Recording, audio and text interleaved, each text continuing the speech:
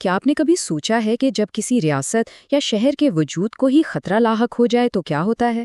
خوش آمدید اس تجزیے میں، جہاں ہم ایک انتہائی دلچسپ موضوع پر بات کریں گے۔ ہم 19ویں صدی کی تاریخ کے اوراق سے لے کر جدید دور کی پبلک پالیسی تک کا ایک سفر طے کریں گے، تاکہ یہ سمجھ سکیں کہ وقت اور کٹھن حالات کے ساتھ حکومتی اور انتظامی ڈھانچے اپنی بقا کی جنگ کیسے لڑتے ہیں اور خود کو کیسے ڈھالتے ہیں۔ تو اصل سوال یہ ہے کہ شدید ترین خطرات میں ہمارے انتظامی ڈھانچے کام کیسے کرتے ہیں۔ اس کا جواب ہمیں تاریخ اور آج کے جدید دور کی دو بالکل مختلف لیکن حیران کن حد تک مشابہ مثالوں میں ملتا ہے۔ ایک طرف تاریخ کا ایک اہم دور ہے اور دوسری طرف آج کے جدید شہر کا ایک سلگتا ہوا مسئلہ، اور یہ دونوں ہی ہمیں ادارہ جاتی ڈیزائن اور بقا کے بارے میں بہت کچھ سکھاتے ہیں۔ ہم اس سفر میں کچھ اہم پڑاؤ ڈالیں گے۔ پہلے ہم طرز حکمرانی کے معماروں کو سمجھیں گے، پھر 19ویں صدی کے بہاولپور کے طاقتور وزراء پر نظر ڈالیں گے، سفارتکاری کی بات کریں گے، اور اس کے بعد سیدھا آج کے کراچی کے کچرے کے سنگین بحران اور اس کے جدید ادارہ جاتی حل کا جائزہ لیں گے۔ آخر میں دیکھیں گے کہ ان ساختی خامیوں کو کیسے دور کیا جا سکتا ہے۔ تو چلیے سب سے پہلے بات کرتے ہیں ان معماروں کی جو بقا کے لیے یہ اہم ادارے بناتے ہیں۔ دیکھیں، جب خطرہ بقا کا ہونا تو روایتی طریقے بالکل کام نہیں آتے، ہمیں طرز حکمرانی کے معماروں کی ضرورت پڑتی ہے۔ اب یہ معمار ماضی کی کوئی طاقتور وزراء بھی ہو سکتے ہیں اور آج کے دور کے جدید سرکاری بورڈز بھی۔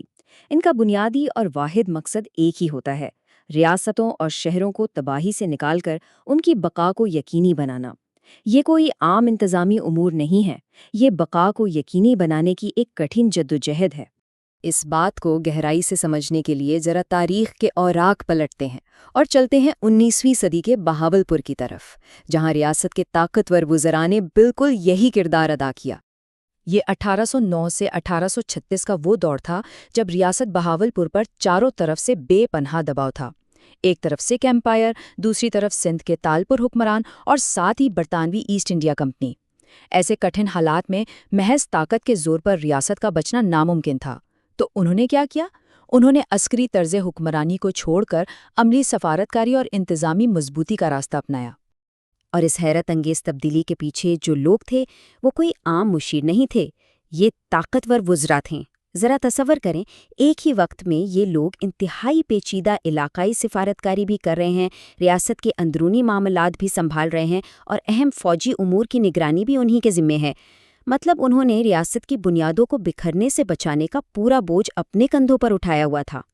لیکن جناب، جہاں اتنی طاقت اور رسوخ ہو، وہاں سفارتکاری کے ساتھ ساتھ گہری سیاسی سازشیں بھی جنم لیتی ہیں۔ اس دور میں نصیر خان گرجبج، فتح محمد غوری اور محمد یعقوب خان جیسی شخصیات ابھر کر سامنے آئیں۔ انہوں نے اپنی ذاتی لگن، حکمت عملی اور سیاسی چالوں سے ریاست کو بچایا تو صحیح، لیکن یہیں پر ایک بہت بڑا خطرہ بھی پیدا ہو گیا۔ جب ریاست کا پورا نظام صرف چند افراد کی ذاتی صلاحیت اور طاقت پر کھڑا ہو جائے تو وہ دیر پا نہیں ہو سکتا۔ ان چند افراد پر یہ حد سے زیادہ انحصار اس پورے سیاسی نظام کی سب سے بڑی کمزوری بن گیا۔ اب ذرا رک کر ماضی اور حال کا موازنہ کرتے ہیں۔ ماضی میں تو ریاستوں کو حریف سلطنتوں، فوجوں اور دربار کی سازشوں سے خطرہ تھا، ٹھیک ہے، لیکن آج دنیا بدل چکی ہے۔ آج ہمارے میٹروپولیٹن شہروں کی بقا کو جنگوں سے اتنا خطرہ نہیں جتنا ماحولیاتی اور صحت عامہ کے سنگین بحرانوں سے ہے۔ خطرے کا چہرہ ضرور بدلا ہے، لیکن اس کی شدت اور تباہی کا خدشہ آج بھی بالکل ویسا ہی ہے۔ تو اسی بات کو سامنے رکھتے ہوئے ہم آج کی سب سے بڑی اور سنگین مثال کی طرف آتے ہیں، کراچی کا میونسپل ویسٹ یعنی کچرے کا بحران۔ اس جدید بحران کی ہولناکی کا اندازہ آپ صرف اس ایک ہندسے سے لگائیں: 12 سے 17,000 ٹن۔ یہ وہ کچرا ہے جو کراچی شہر روزانہ پیدا کرتا ہے۔ ذرا تصور میں لائیں، یہ اتنا زیادہ ہے کہ جیسے ہزاروں کی تعداد میں گاڑیاں روزانہ سڑکوں پر پھینک دی جائیں۔ یہ ہجوم واقعی رونگٹے کھڑے کر دینے والا اور پورے شہر کو مفلوج کر دینے والا ہے۔ اور یہ ہزاروں ٹن کچرا روزانہ جاتا کہاں ہے؟ صرف 2 لینڈ فل سائٹس پر جو شہر کے باہر واقع ہیں۔ اور حیرانی کی بات یہ ہے کہ ان دونوں جگہوں کی گنجائش برسوں پہلے ہی ختم ہو چکی ہے۔ ہمارا موجودہ نظام مکمل طور پر اوور لوڈ اور ناکام ہو چکا ہے۔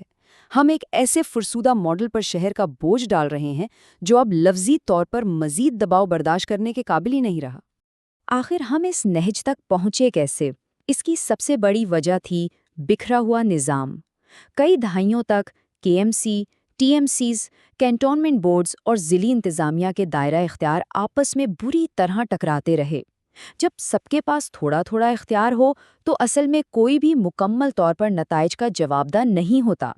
کوئی ایک ادارہ ایسا نہیں تھا جو اس پورے مسئلے کی ذمہ داری لیتا، اور یہی اس سنگین بحران کی سب سے بڑی انتظامی وجہ بنی۔